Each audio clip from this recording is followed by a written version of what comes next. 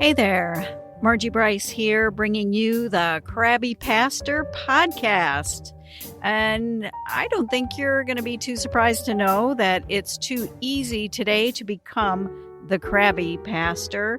Our time together will give you food for thought to help you be the ministry leader, fully surrendered to God's purposes and living into whatever it takes to get you there and keep you there. So we're talking about sustainability in ministry.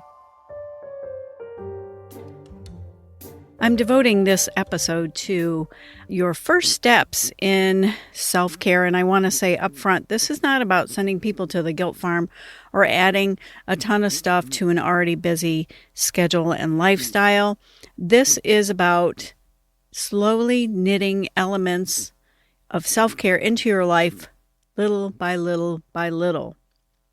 In that way, you end up bringing self-care to a new reality in your life and developing a mindset of healthy self-care.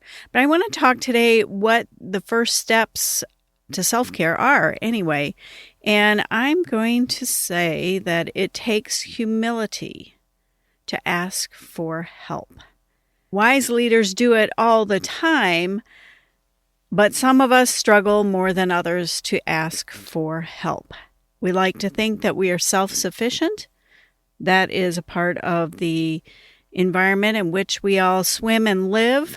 However, wise leaders will ask for help.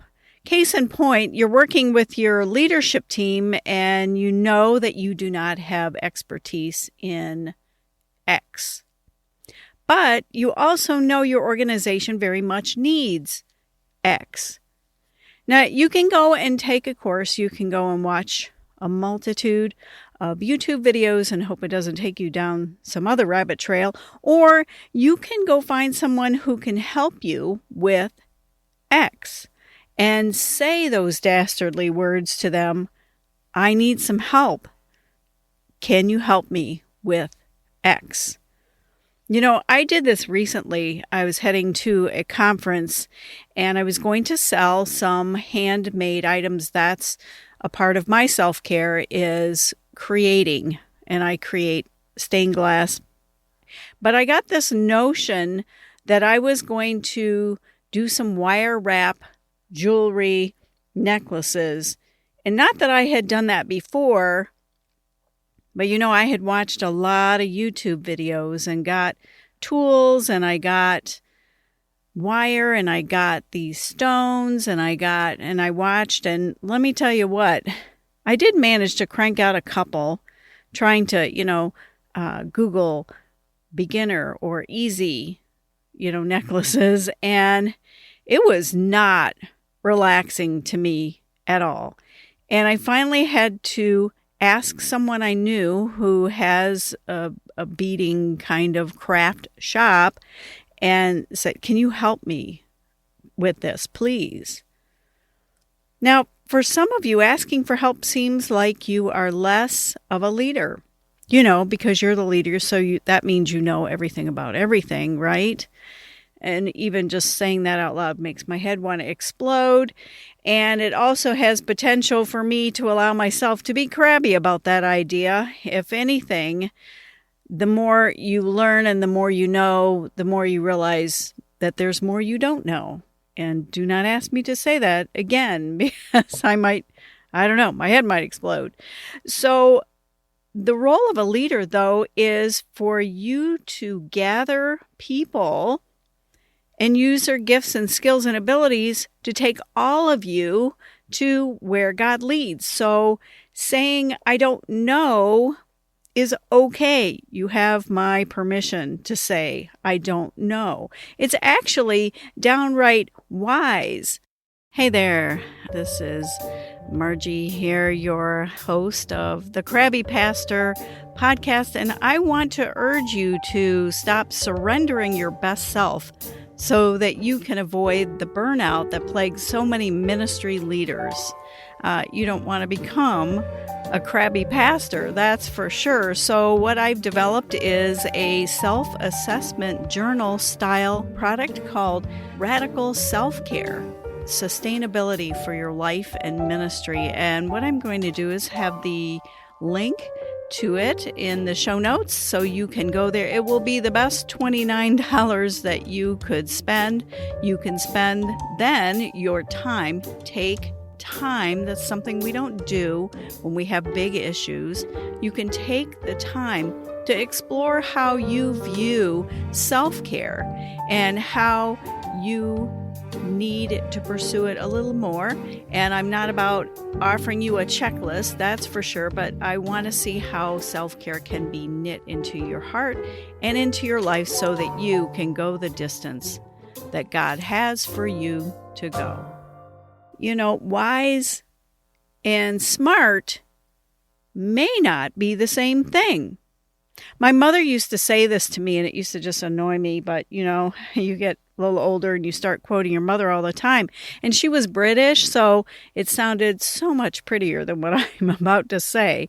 But she would say, high IQ, low common sense. So you might be smart, but you maybe don't know what to do with your smarts because you don't have a lot of common sense. And wisdom then is having some smarts and then knowing what to do with them. Sometimes that comes from book learning, life experience, making mistakes. I absolutely hate that. But that is frequently how we learn the best, isn't it? Real wisdom, then, is knowing when you need to ask for help, when the task is beyond you. And certainly you want to toddle at those tasks that are beyond you because that's where God steps in. I mean, if you're always toddling only at the things that you can accomplish on your own, well, that's like no fun in the land of following Jesus, is it? I'd rather attempt something and say, Lord, I think this is what you want me to do, and it is beyond what I can do in my own steam, and then get to see God arise. So here is a nugget of wisdom. When you ask for help, when you delegate, when you include other people's thinking and other people's assistance, you actually help them step into what God would have for them. And that, my friends, is quite pastorly. Whether you see yourself in that way or not it's always beside the point.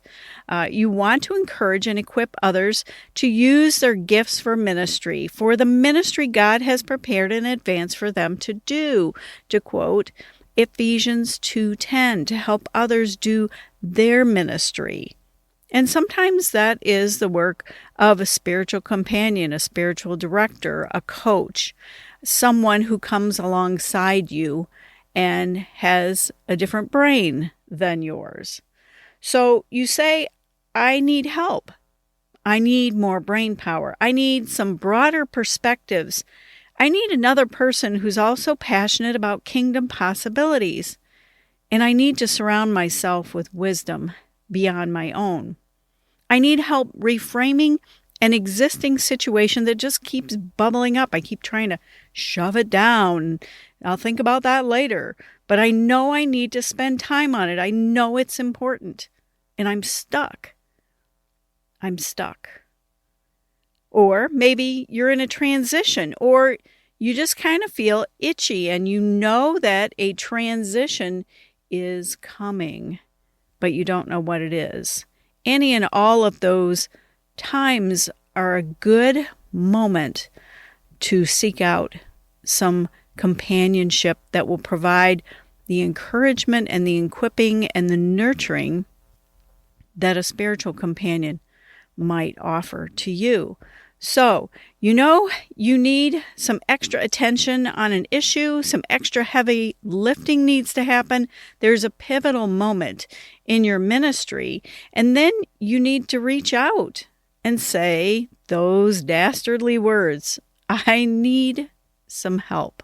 You need to go on a journey of finding that person that God would have for you to come alongside you and say to them, I need help. And that is an act of self-care.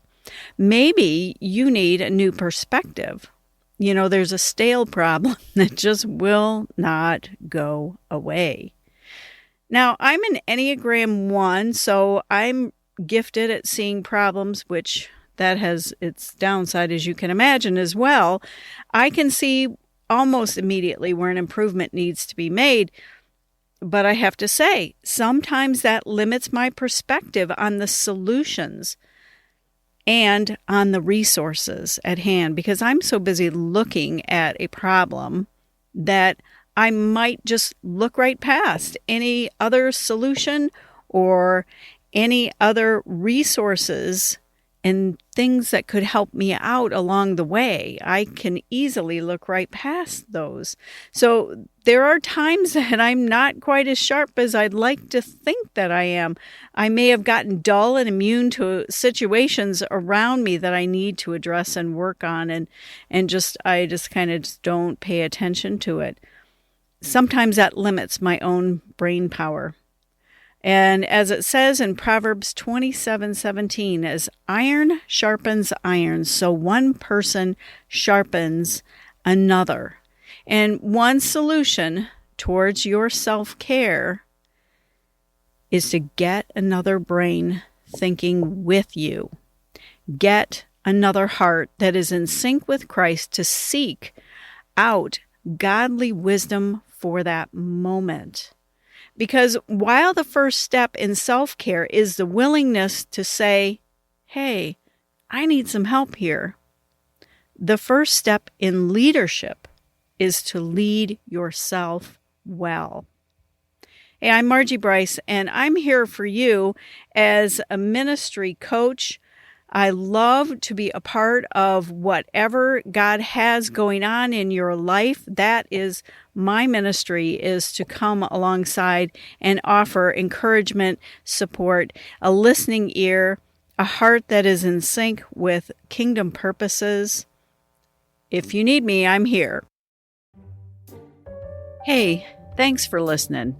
It is my deep desire and passion to champion issues of sustainability in ministry and for your life. So I'm here to help. I stepped back from pastoral ministry, and I feel called to help ministry leaders create and cultivate sustainability in their lives so that they can go the distance with God and whatever plans that God has for you. I would love to help. I would consider it an honor.